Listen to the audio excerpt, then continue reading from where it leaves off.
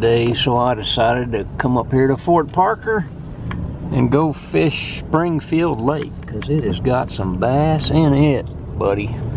I saw them last time. I had a couple of good ones on, and I had a couple more take a whack at it, but I missed them.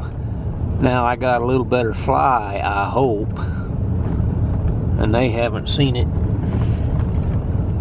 So maybe I can catch a big bass today, make up for what I didn't catch on the Brazos.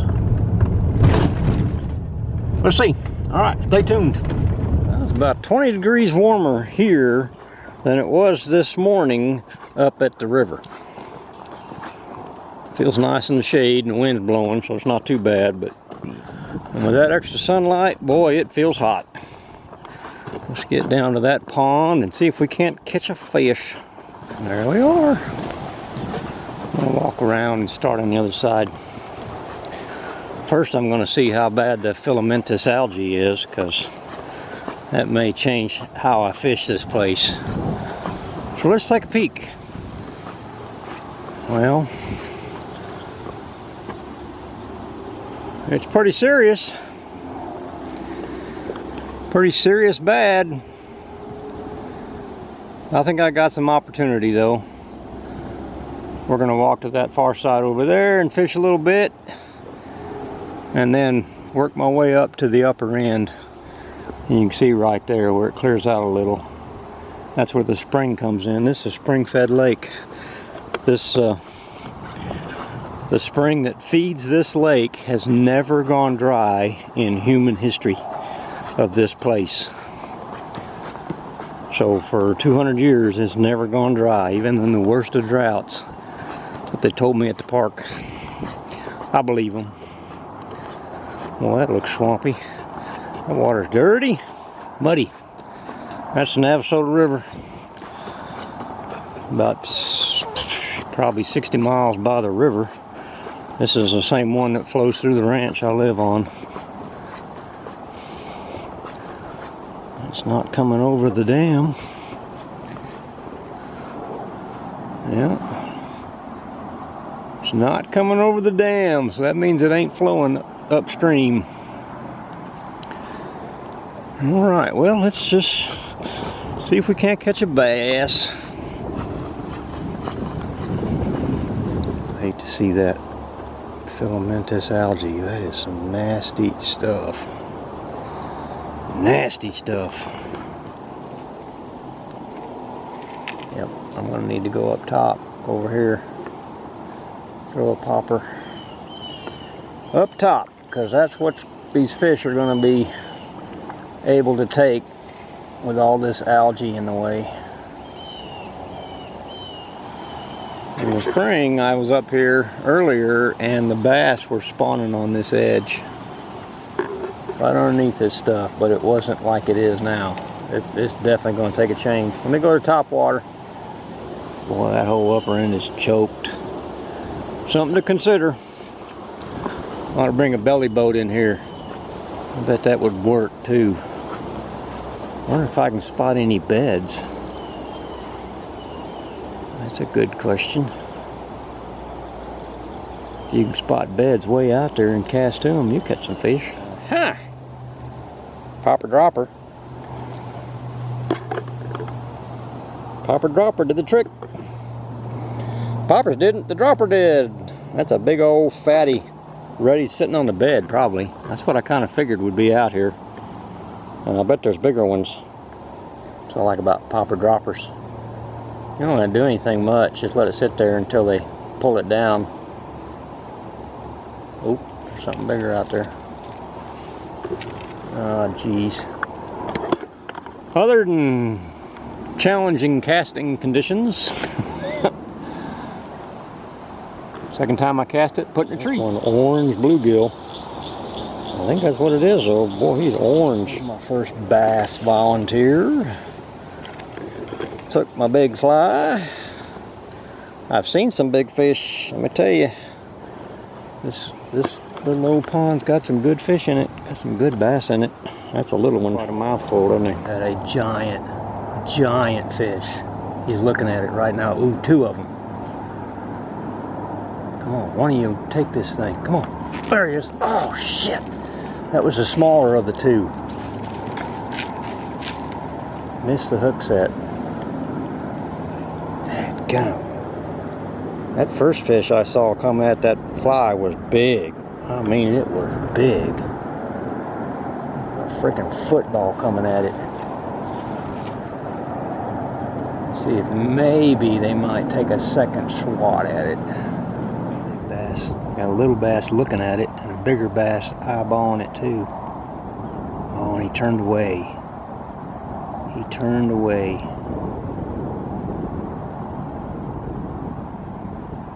Man, they just do not think it's real. Dang it. See a lot of sunfish in here. That's a good sign.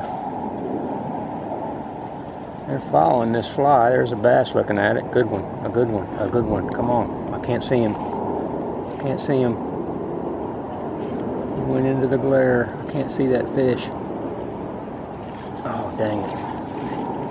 Got crap on it, too. Something's making them hesitate. They look at it and they size it up and then they just let it go. They don't attack it. And the bass looking at it, closing in on it. Two of them. They're just sitting there looking at it. Unfortunately, I can't let it sit there because it gets caught on the weeds. There's the big bass. I just saw him. I think he might have seen me too. Turned around and went the other way. One of these fish is going to eat this thing. One of these fish is going to be hungry. Alright, let's dance it right here at the edge. See what might decide to come take a look. Oh, there he comes. There he comes. Come on. Come get it. Come get it. It's just swinging.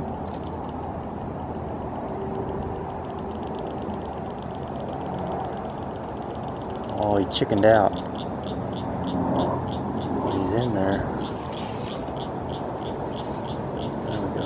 Come on. Big bass.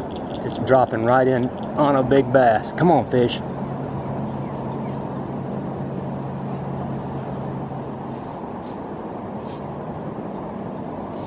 Where'd my fly go?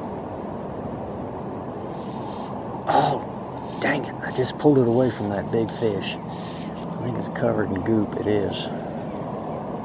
Yeah, I got fish working that edge right in front of me. Dang it. I just had my first really good bass on.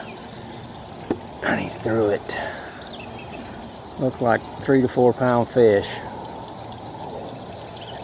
That is a problem when you're working that much line to get a hook set. That's a lot of stretch between me and that fish. Dang it, that was a good fish. Dang good fish. Picked it up right about there. They doesn't do it twice. That was a good fish. Dadgummit. I took about a ½ inch, maybe 5/8 of an inch off of the tail. Should be a little shorter. See if they like that. Here's a little cruising by. There's a couple small ones. I see some big sunfish. I probably ought to quit chasing after these bass and go back to catching sunfish. I see some big ones too. Well, there's a sunfish on a popper. Let's see if we can get a bass to take a whack at it. I know they're in here. Oh man, I just covered him up with weeds. That won't work. Fish can't see it.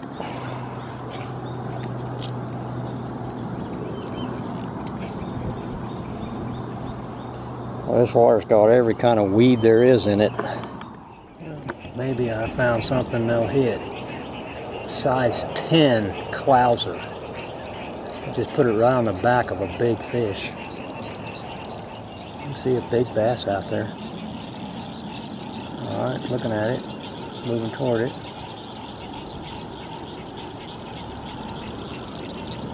I mean, it looks like a baby fish. See that big fish right there. That spooked it. Not used to this much challenge. These fish really got my number, man. They don't want nothing to do with my stuff.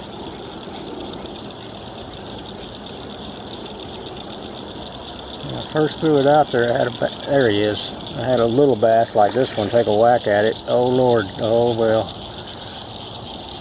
Alright, so they will kind of sort of take this thing. And I mean, it's a number 10. And there ain't nothing to this fly. See if sunfish will pick it up. They can get it in their mouth.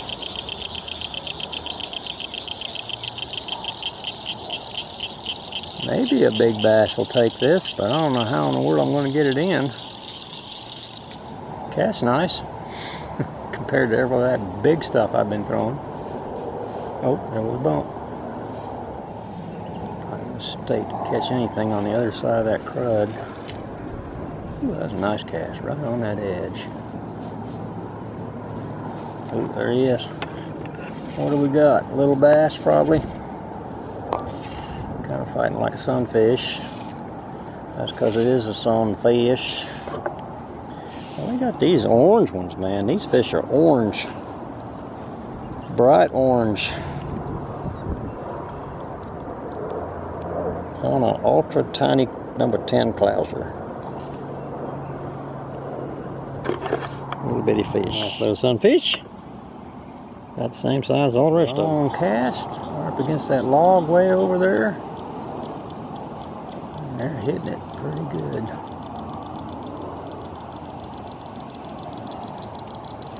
Just lay it right in there. Boom. Oop, I hit it already. Tapping it. Come on.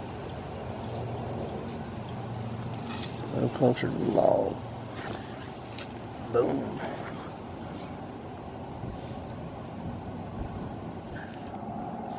A little deeper into that log. I'm going to drop it right between the two branches. Oh, perfect, perfect. Maybe I should just put a bigger clouser on and see if it works. I think I will. Change to a very yellow marabou clouser. Oh, caught that fish right off the bat, first drop. Apparently a tiny fly is the one to use. There's a little better bass. That's a little better. There you go. And it took this little teeny tiny yellow clouser. More or less clouser. Thanks for coming, dude. You made my day, finally. A decent bass. That is a lot of fishing for not a lot of fish. Well, that is a nice little pond. It's full of big bass, but you can't get them to bite anything. Hard to fish. That filamentous algae sure is a pain in the ass. I'm going to try some new flies. I don't know what they're going to be yet, but I need something different. It's tough. These fish are tough. They're hard to fool. I can't figure out if they're just in a sour mood or not feeding hardly at all. So, you know, maybe that's it. This post-spawn, so maybe they're a little stunned. At least I think it's post-spawn. I didn't see any bedding activity. I did see a couple of small males still guarding an area, but it didn't look like it was a nest. All right, let's boogie. Get to the house. It's probably nearly 8 o'clock. May already be 8 o'clock. Whatever. Well, worked hard for a couple of fish. Got to see the brasses come up. I've been kind of wanting to see that. Now I know that next Wednesday it might be a little cleaner. I'll have to watch the gauges downstream to see if they're going to run on a regular basis. If they're running every morning or every night for a while. Just for grins and giggles, I guess. But, that'll improve the fishing. That flush and flood and flush and go back down, that makes for good fishing. A little hard on the fish sometimes, but it's better for most of them. That flush of fresh water does that river wonders. I mean, you saw all that algae floating downstream. I don't know where it goes, but as long as it gets out of the front, that's fine by me. All right. Well, that's enough for one day. Hey, I know I said it once, but thanks for watching. Y'all be good. Bye. You see him? Little copperhead. He got that chartreuse tail. Isn't that the coolest thing? Well, buddy, I could step on you and destroy your world, but I think I'll just let you go. You're just a little baby. Actually, those are the ones you do not want biting you. That is bad news. They can't control their venom, and they'll shoot you full. Nasty little boogers, but he knows not to move because his camouflage is really good. I'm surprised I saw him. It's almost dark.